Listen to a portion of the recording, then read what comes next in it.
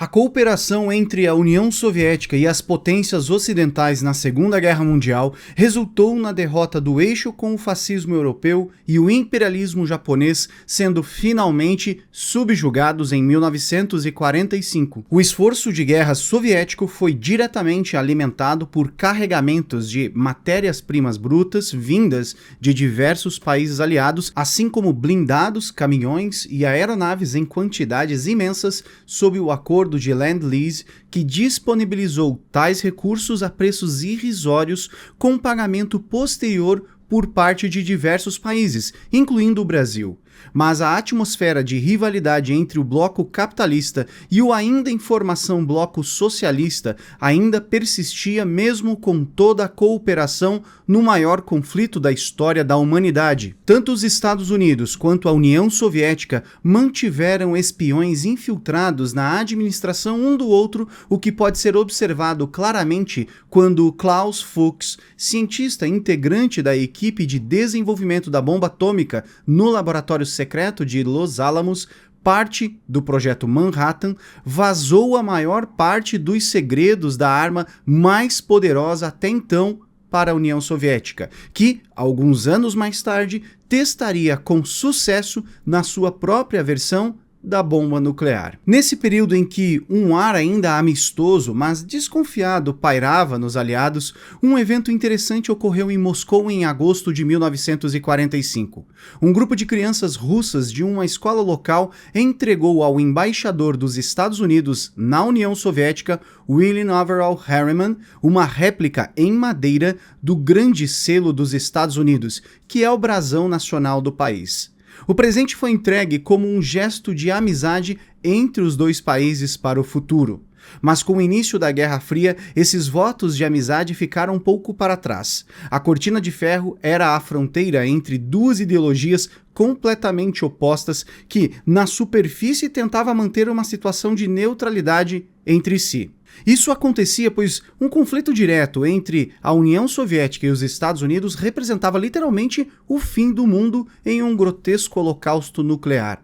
Por essa razão, a guerra entre as duas potências se deu em sua maior parte no campo da espionagem e da informação. E é aí que entra o suposto presente que o embaixador Harriman recebeu, que foi até mesmo colocado na parede da residência do embaixador. Além das suas intrincadas formas esculpidas nas camadas de madeiras raras, o presente continha em seu interior uma antena conectada a um grande disco que poderia transmitir todas as conversas das proximidades para os agentes russos.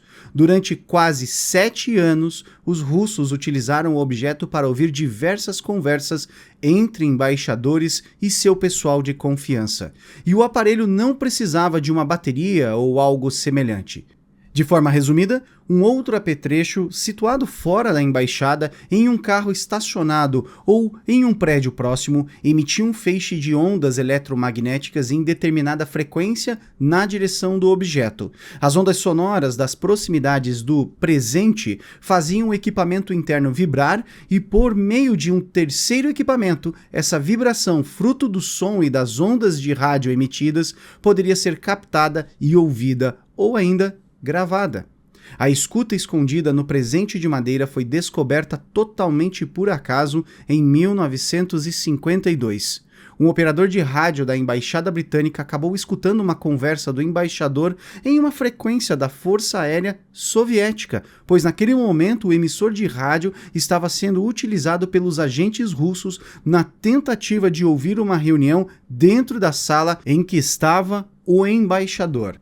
Sem saber o que fazer, ele alertou os serviços de segurança da Inglaterra e dos Estados Unidos. Toda a tecnologia dessa escuta bizarra foi criada pelo inventor russo Leon Theremin, que utilizou princípios semelhantes para o seu famoso instrumento que também leva o seu nome, o Theremin. O aparelho foi finalmente encontrado e desmontado por equipes do FBI, tendo seu funcionamento sido cuidadosamente analisado e replicado em outros aparelhos de espionagem utilizados tanto por americanos quanto por britânicos. Durante o trabalho de 5 embaixadores diferentes, o aparelho se manteve totalmente oculto. Uma réplica do aparelho foi finalmente mostrada para o mundo inteiro em uma reunião da ONU em 1960. Nesse ano, ano, uma aeronave espiã, U-2, americana, havia sido abatida em território soviético após ter fotografado pontos estratégicos do país. Como parte das negociações e tensão entre os Estados Unidos e União Soviética, os americanos mostraram que a espionagem soviética, de igual maneira, se infiltrava em diversos pontos e que se utilizava até mesmo de meios mais rasteiros para conseguir as suas informações, se opondo às afirmações dos russos que diziam nunca realizar tais atividades contra outros países. Esse equipamento ficou conhecido mundialmente anos depois como A Coisa.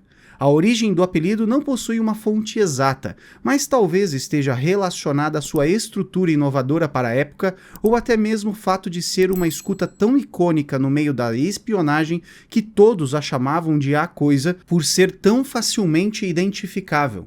Seja como for, esse cavalo de Troia soviético ficou registrado na história como um dos empregos com maior sucesso de novas tecnologias no mundo da espionagem.